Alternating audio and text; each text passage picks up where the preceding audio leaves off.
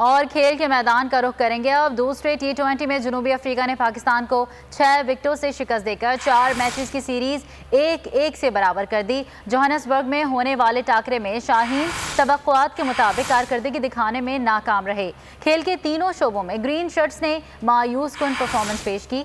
Series के बकाया दोनों मार्के सेंचुरियन में 14 और 16 अप्रैल को खेले जाएंगे। और दूसरे T20 मैच के हवाले से बात करेंगे। हमें ज्वाइन किया है क्रिकेट एक्सपर्ट और तजियाकार फवाद मुस्तफा साहब ने। फवाद, बहुत शुक्रिया आपके वक्त का। फवाद, अगर दूसरे T20 मैच की बात की जाए तो कम स्कोर ही पाकिस्तान की शिकस्त का वजह बना। आप क्या समझते हैं, क्यों शिकस्त हुई पाकिस्तान को? यही है कि हम जिन बैट्समैन पे जिन पे रिलाई कर रहे थे, कुछ 2-3 प्लेयर्स हैं वो डिलीवर करते हैं तो हम जीतते हैं। फखर जमान वनडे हमें जिताते रहे, उसके साथ बाबर आजम थे और रिजवान। ये 3 प्लेयर्स ऐसे हैं कि जिन पे हम बहुत ज्यादा डिपेंड कर रहे हैं पिछले कुछ हफ्ते से। तो कल इत्तेफाक से रिजवान भी नहीं चले, फखर टीम में थे नहीं, अनफिट हो गए थे, वो इंजर्ड थे तो वो कल नहीं खेल सके। बाबर खेले लेकिन बाबर जो स्ट्राइक रेट रिक्वायर होता है उससे नहीं खेले, तो उसका हमें नुकसान हुआ। बट अफसोस सिर्फ इस बात का ही साउथ अफ्रीका की कोई ए टीम नहीं है, उसके 5 मेन खिलाड़ी जो हैं वो इस टीम का हिस्सा नहीं है। बिल्कुल। तो मैं एक्सपेक्ट नहीं कर रहा था कि इतने बुरे तरीके से हम हारेंगे। हार जीत तो खेल का हिस्सा होती है, लेकिन ये नहीं एक्सपेक्ट कर रहे थे कि इसको मैच को हम इस बुरे तरीके से हारेंगे। अच्छा फवाद, बाबर आजम ने तो बैट्समैन को शिकस्त की वजह करार दिया है। क्या टीम जो है वो नेक्स्ट मैच में कमबैक कर सकेगी?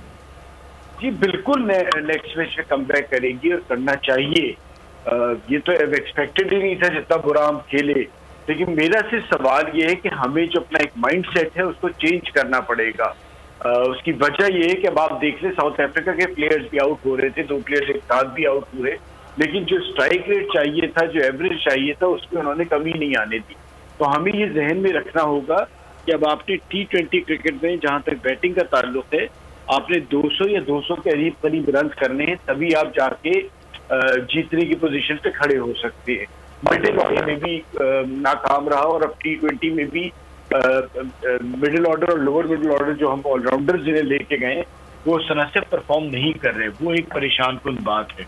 लेकिन फवाद, अगर पाकिस्तानी टीम की बैटिंग की बात की जाए, खासतौर पर हैदर अली हो गए, फ़हीम अशरफ हो गए, इसके अलावा रिजवान गुज़िश्ता रोज़ हो गए, जबकि उससे पहले उन्होंने खासी अच्छी इनिंग खेली थी। उन बॉलों का इंतखाब करते हैं हिटिंग के लिए जो बॉलें सिंगल और डबल्स जिन पर आसानी से बन सकते हैं। क्या समझते हैं आप, क्या हर बॉल पर स्ट्राइक करनी होती है T20 में? देखिए, आपने बोर्ड को चलाना होता है, स्कोर बोर्ड को चलाना होता है और आपने लंबी हिटिंग भी करनी होती है।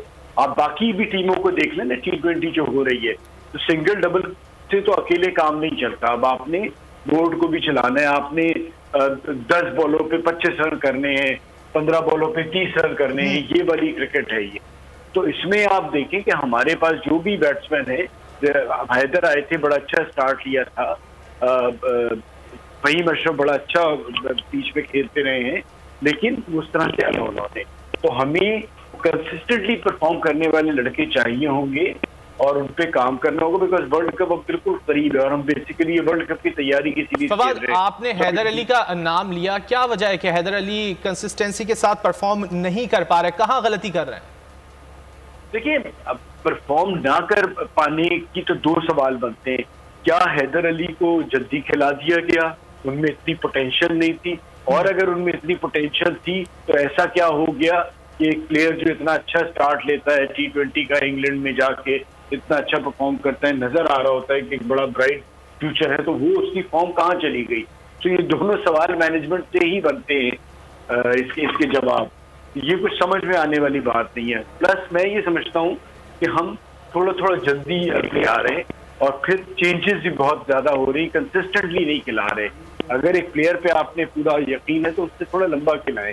1-2 बार तो प्लेयर फेल होता ही है, लेकिन ये इश्यूज है और अगर हमने इस पे काम नहीं किया तो वर्ल्ड कप हमारा जीतना मुश्किल है। ये सीरीज तो आप जीत जाएंगे, आगे भी आप जो नीचे की टीम है उनको हराते रहेंगे, लेकिन टॉप की जो 3-4 टीमें हैं ऑस्ट्रेलिया हो गया, न्यूजीलैंड, इंग्लैंड और इंडिया, उनसे हमें थोड़ा मुश्किल आएगी। ठीक है फवाद, अगर बॉलिंग की बात की जाए पाकिस्तानी टीम की तो खासी बुरी रही। साउथ अफ्रीका की टीम ने सिर्फ 14 ओवर्स में जो है वो हदफ हासिल कर लिया था। वजह क्या समझते हैं आप? कोई भी बॉलर परफॉर्म नहीं कर सका, गो के 2 विकेटें हासिल कर ली उस्मान कादिर ने, लेकिन उन्होंने भी जो रन दिए वो खासे दिए। ठीक है, उसकी वजह यह है कि आप अगर 140 रन का टारगेट हो ना, तो वैसे ही बैटिंग साइड को बड़ा पता होता है कि कोई इतना मुश्किल टारगेट नहीं आजकल के जमाने में 140 में। वो कोई ये यूएई की विकेट तो है नहीं कि जहाँ स्पिनर काम कर जाएगा। तो वो आदमी उन्होंने पॉजिटिव एग्रेसिव क्रिकेट खेली, बॉलर्स के पास सिवाय आउट करने की कोई चांस नहीं था, वो रोक नहीं सकते थे। तो वो भी ऑल आउट जा रहे थे मेरे ख्याल से तेज गेंदे करने में, और बहुत ही थोड़ा एग्रेसिव थे, तो उसमें मार पड़ती है, या तो आप आउट कर जाते हैं या जल्दी अगले टीम रन कर जाती है।